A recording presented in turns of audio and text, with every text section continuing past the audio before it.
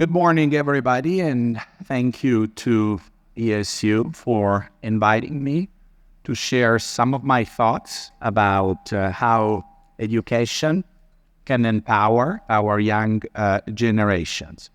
I have to warn you, I'm an historian, an incurable historian, so this will be very much reflected, as you'll see, in what I will be sharing with you.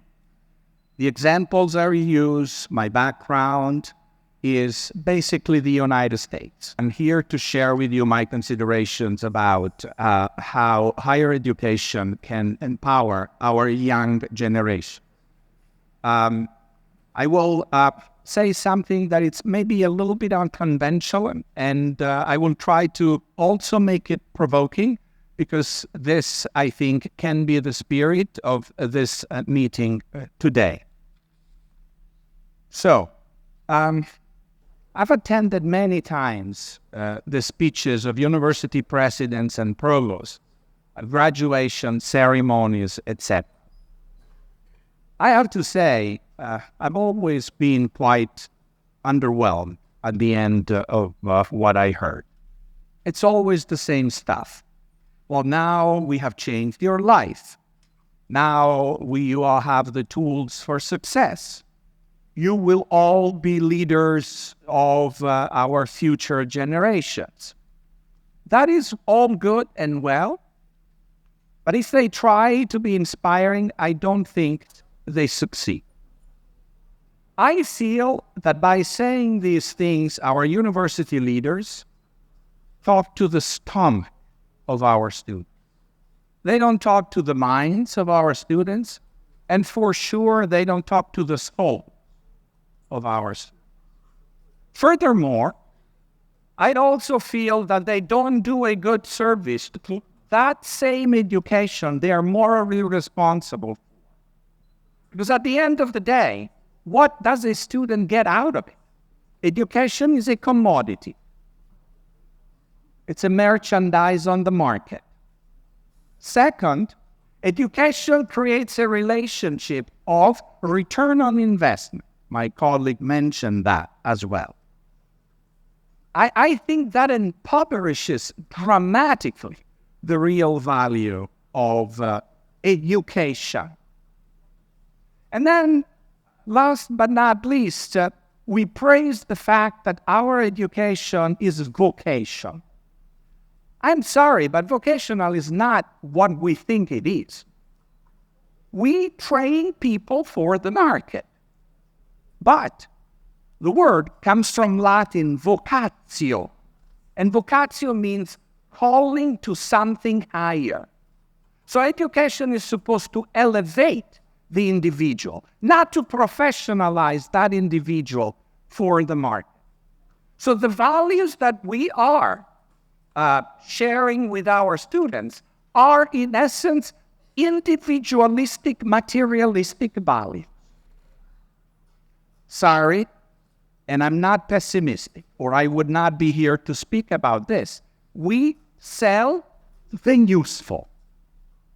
We sell what's useful for the individuals to succeed.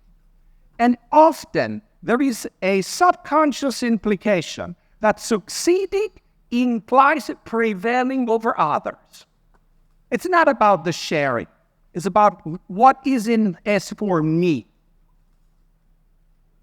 You know, it is such a paradox, because culture is the only merchandise that if you share it, you don't impoverish yourself. You actually enrich yourself. Why do you want to provide an education that provides tools and skills that you selfishly keep for yourself and don't share with the others? We cannot be happy alone in the world if everybody else around us is miserable. So, this is why I'm underwhelmed.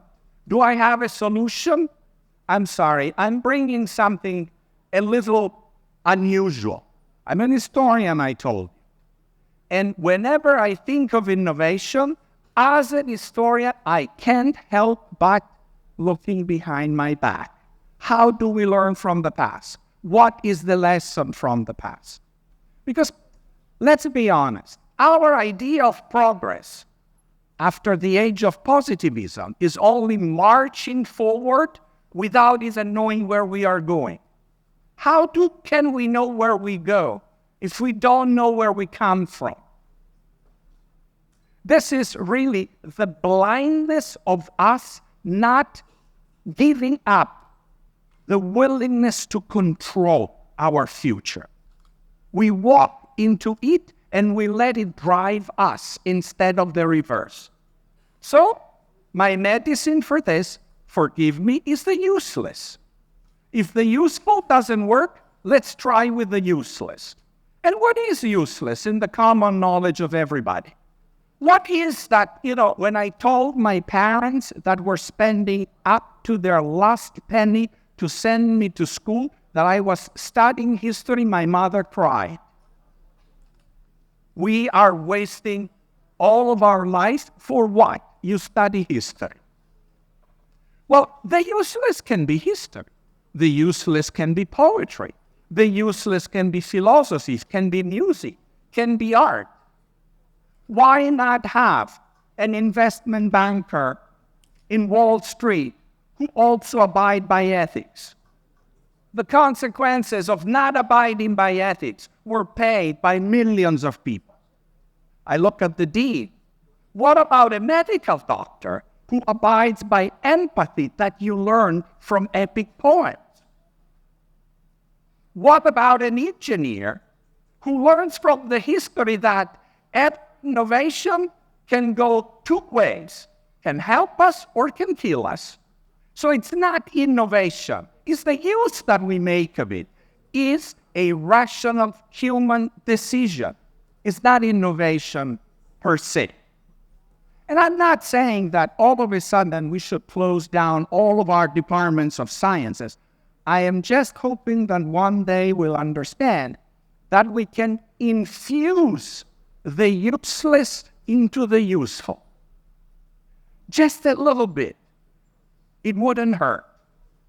Because there is nothing more useful than the useless for the humans.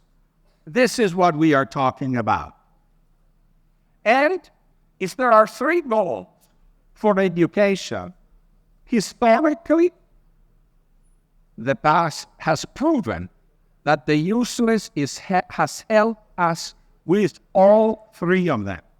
Number one, the fulfillment of our individual being. How can we be happy if we don't recognize the magic of beauty?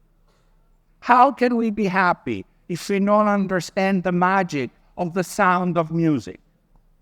The fulfillment of the individual happens with the useless. But there is another thing that happens thanks to the useless, infused in the useful. I don't want to throw the baby away with the dirt water, right? The other thing is the achievement of the common good. What lesson do we give our children if we only teach them that success is the only measure? If money is the only thing that measures the temperature of how good we are? What about the common good? And last but not least, the real empowerment in higher education only happens if we teach people to make humanity more human. Thank you.